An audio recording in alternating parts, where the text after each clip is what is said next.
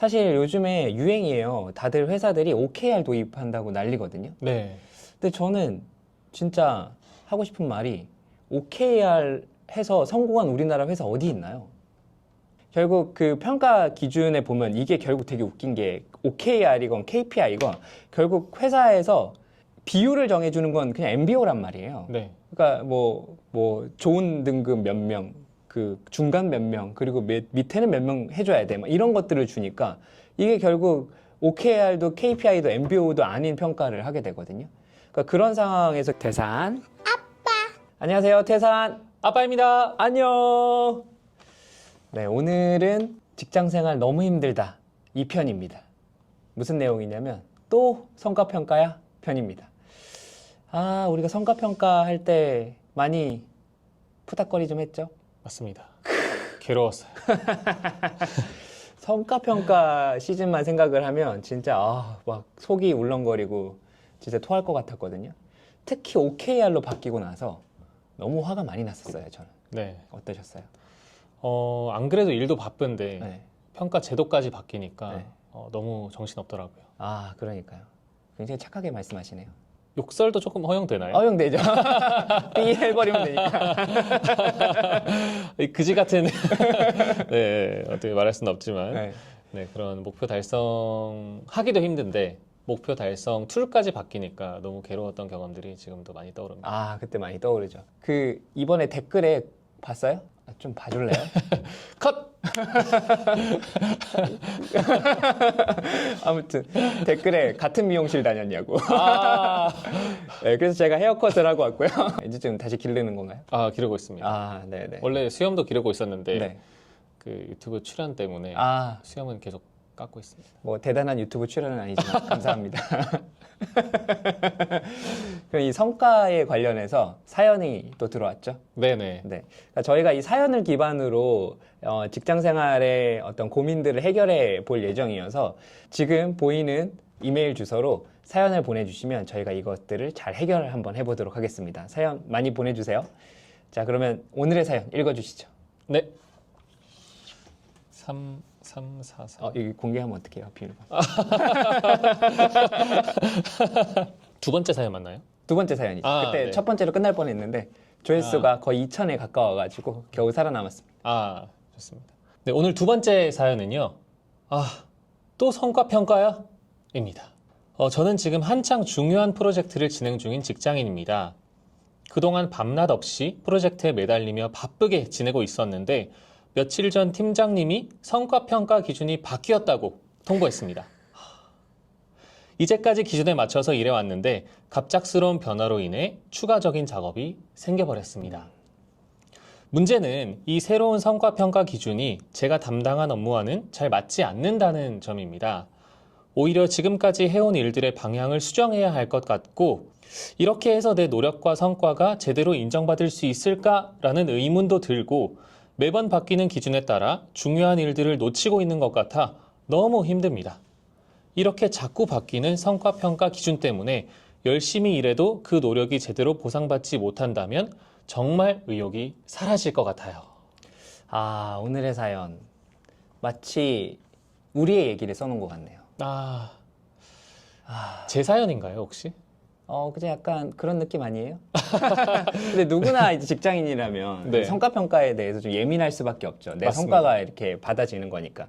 근데 특별히 성과평가가 바뀐다면 더 힘든 상황이 되는 것 같거든요. 네. 사실 요즘에 유행이에요. 다들 회사들이 OKR 도입한다고 난리거든요. 네. 근데 저는 진짜 하고 싶은 말이 OKR 해서 성공한 우리나라 회사 어디 있나요? 못 들어본 것 같습니다. 진짜 못 들어본 것 같아요. 그러니까 이게 뭔가 트렌드라고 해서 우리한테 굳이 알맞지 않은 이 것들을 도입할 필요가 있나? 뭐 이런 생각도 좀 들고 하지만 뭐 어쨌든 제일 많이 쓰는 게 KPI니까. 네. 근데 KPI를 가정을 해본다면 KPI는 달성 가능한 목표를 세우고 이 OKR 같은 경우에는 달성이 불가능할 것 같은 정말 높은 목표를 잡고서 뭔가 그거를 하기 위한 행위들을 하잖아요. 네. 그런 것들이 과연 적합한가 이런 것들을 따져보면서 회사들이 좀 적용을 했으면 좋겠다라는 생각이 좀 들고 제가 화가 나서 그래요. 아, 저는 화가 약간 느껴지는 것 같습니다. 아, 이 사연 보자마자 제가 화가 확 났어요. 이 무슨 그리고 되게 웃겼던 건 우리가 같이 일했던 조직에서도 어떤 팀은 OKR을 하고 어떤 팀은 OKR에 KPI를 붙이고 어떤 팀은 또 KPI만 해. 맞습니다. 막 이런 게 되게 중구난방으로 되니까 사실은 구성원 입장에서는 헷갈릴 수밖에 없죠. 그때 구성원일 때 어떠셨나요?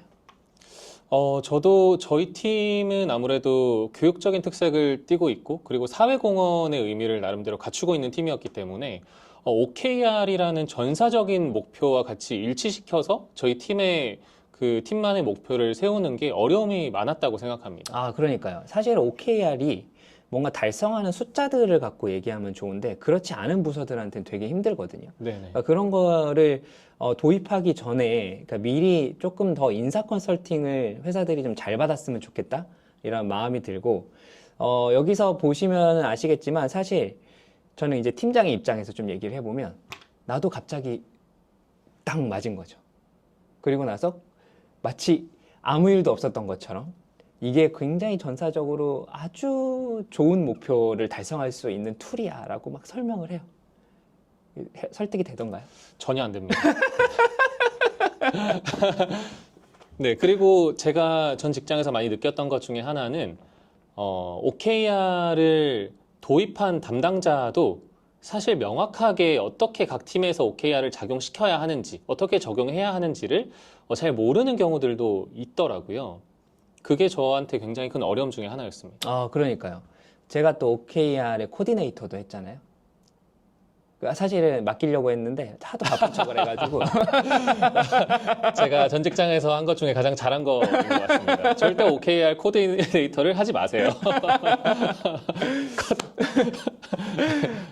그때 진짜 화가 저도 되게 많이 났었죠. 이게 어떻게 해야 되는지 되게 막막한 상황인데 진짜 뭐 책 한 권 띡 던져주고 또 설명회 한 번 하고 이거 이렇게 하는 거예요. 뭐 물론 그렇게 할 수밖에 없겠죠. 사실은. 네. 그렇지만 조금 더 구성원들과의 합의하는 과정들이 좀 더 명확하게 필요하지 않았나라는 생각이 들어요. 그래도 저의 불만을 티를 안 내려고 되게 노력을 했는데 티가 나던가요? 불만은 따로 느껴지지 않았지만 네. 그 팀장님도 울음표가 굉장히 많으시구나. 네, 정도는 조금 티가 났습니다.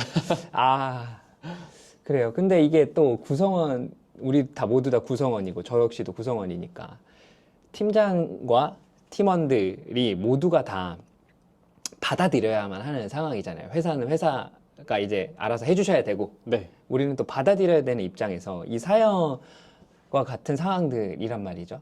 결국 결론은 우리가 회사 일을 하려면 결국 받아들이긴 해야 되잖아요. 맞습니다. 네, 죄송하지만 일단은 받아들여야 된다.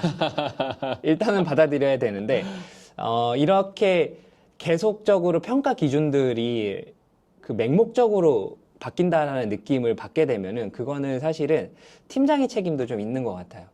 그러니까 저 역시도 제가 이해되지 않은 상태에서 뭔가 그럴듯하게 설명을 했지만 그 설명들이 부족했을 거란 말이죠. 네, 그래서 팀장님들 되게 고생 많으신데 이 고생을 조금 더 한다고 생각을 하시고 구성원들이 충분히 이해될 수 있을 만큼의 시간을 좀 투자하셔야 되지 않나라는 생각이 들어요.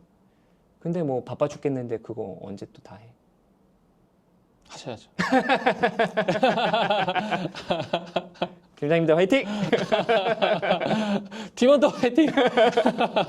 네, 그런데 이게 결국에 우리가 평가 기준이 바뀔 때마다 그래도 내가 하고 있는 업에 대한 데이터는 항상 백그라운드는 똑같을 거라고 생각이 들거든요. 네, 그래서 뭐 솔루션을 조금 얘기해 보자면 일단은 받아들여야 되는 게 일단 1차 그 목표를 잡아야 될 것 같아요.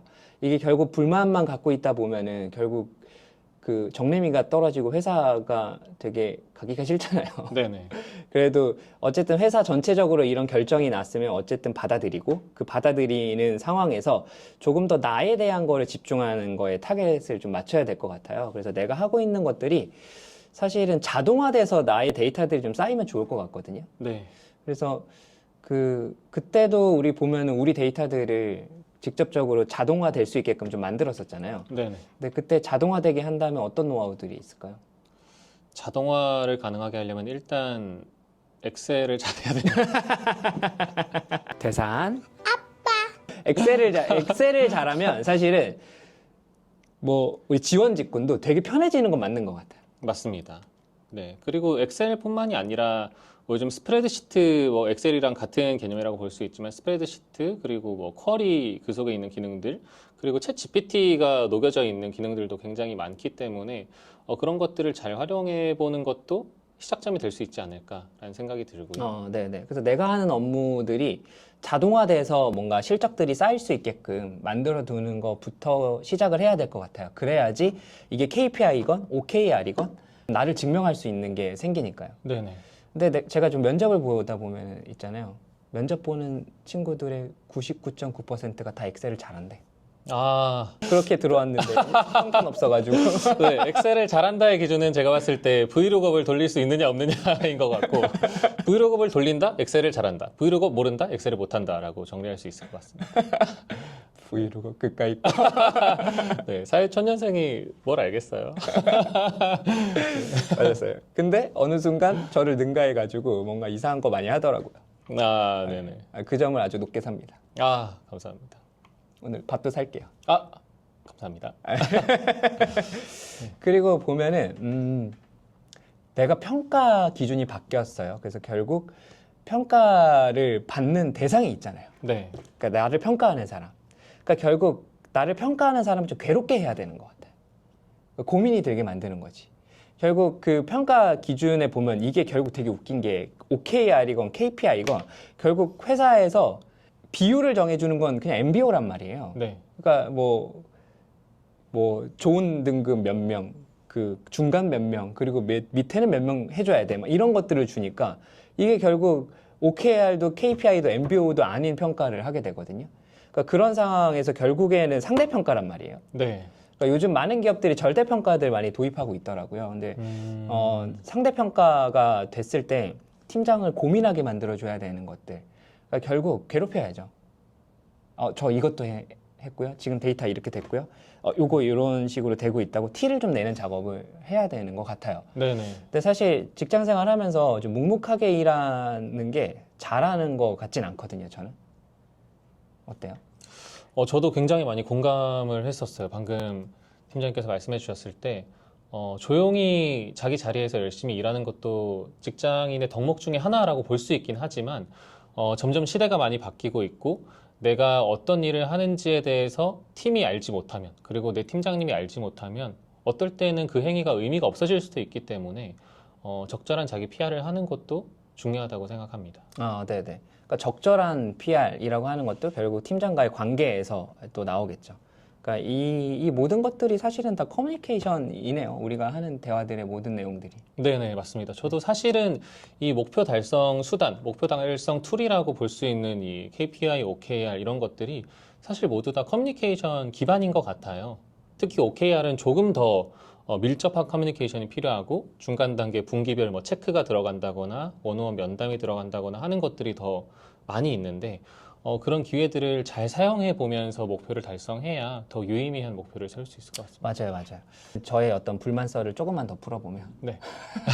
이게 거의 저의 고민 해결이네. 네네. 그러니까 KPI 할 때는 그냥 뭐 반기 한 번, 그 다음에 연말에 한 번 이렇게 2번 입력했으면 됐었거든요. 네. OKR을 하니까 계속 체크인을 하고 계속 의견을 줘야 되는 거예요. 아, 그렇죠. 네. 그러니까 이게 저는 몸이 하나인데 열 몇 명의 팀원들한테 서로 다른 피드백을 그거 준다고 그거하고 야근하고 있었거든요. 네네. 그게 정말 화가 나네요. 근데 이런 것들을 조직적인 차원에서 조금 더 챙겨주는 것도 필요한 것 같아요. 맞아요. 네, 목표를 달성해 나가는 그 과정이 고단하고 힘든 것들이라는 것을 뭐 인사팀과 아니면은 조금 더 상위 개념에서 뭐 C레벨에서 이런 것들을 좀 이해를 해주고 공감을 해준다면 더 좋은 제도가 될 수 있을 것 같습니다. 그러니까요. 그러니까 평가 제도가 바뀌면 이제 누구나 다 되게 별로인 것 같아요. 그 별로인 상황에서 좀 타개를 해보자면 결국에는 일단은 받아들이고 네. 그 다음에 나만의 이제 데이터들을 쌓아두고 결국에는 그거니까요. 그리고 평가자를 조금 더 부담스럽게 만드는 상황들. 내가 이 평가를 주면 안 될 것 같은데 이런 마음들이 들게끔 하는 어떤 커뮤니케이션의 작업들, 나를 티내는 작업들이 분명히 필요하다. 뭐 세 가지 정도로 정리해 볼 수 있을 것 같고요. 좀 이거는 되게 회사한테 바라는 점들이 있을 것 같아요. 그래서 이 회사가 이런 평가 제도를 도입할 때 구성원들과 충분한 소통을 할 필요가 있다? 이게 제일 먼저인 것 같아요. 단순히 조직적으로 커뮤니케이션이 활성화돼 있다라고 이야기를 하지만 이렇게 찍어 눌러버리는 형태가 돼버리면 결국엔 그것 또한 또 다른 불만들을 야기하게 되잖아요. 네네. 물론 그걸 100%다 해결할 수 없지만 충분히 노력하고 있다라는 것들을 보여주고, 그 다음에 단순히 그냥 KPI에서 OKR로 빵 뛰어가는 게 아니라 뭐 KPI가 필요한 OKR이 필요한 것들을 적절하게 믹스해서 시작하는 출발점, 그리고 OKR에도 분명한 단점들이 있단 말이에요. 그러니까 네. 이게 결국에는 KPI로 돌아서는 회사들이 있거든요. 그러니까 그런 것들을 먼저 미리 좀 실패한 회사들에서 학습을 하셔가지고 구성원들이 조금 더 유연하고 편하게 성과에 대해서 받아들일 수 있도록 도와주시면 좋을 것 같습니다.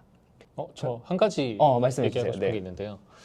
OKR이 도입되면서 팀원들 간의 소통이 오히려 조금 단절되는 경험을 한 적이 한 번 있습니다. 그렇지. 네. 네, 왜냐하면 누군가의 목표는 굉장히 원대해 보이고 또 다른 누군가의 목표는 굉장히 조금 상대적으로 작아 보였던 적이 있는데 그런 과정에서 이 사람은 되게 큰 일을 하고 있는 것 같고 내가 하는 일은 상대적으로 비중이 작은 덜 중요한 업무를 하는 것 같다는 느낌에 업무적인 소외감을 느끼는 사람들도 있었고 그리고 팀 전체적인 업무를 열심히 도와줘도 내가 하는 OKR에는 반영이 되지 않기 때문에 그런 것들을 하고 싶어 하지 않는 분도 계셨거든요. 그렇지. 네, 그래서 어떻게 보면 업무적인 이기주의를 낳을 수 있다는 점을 좀 고려하면서 이런 목표를 설정하고 그리고 팀장님들도 팀원들과 더 많은 소통을 하면 좋을 것 같다는 생각이 있습니다. 오늘 뭔가 멘트가 찰지는데? 네, 오늘은 성과평가 또 성과평가 편을 한번 찍어봤고요. 다음 편에는 또 뭐가 나올지 기대가 되네요.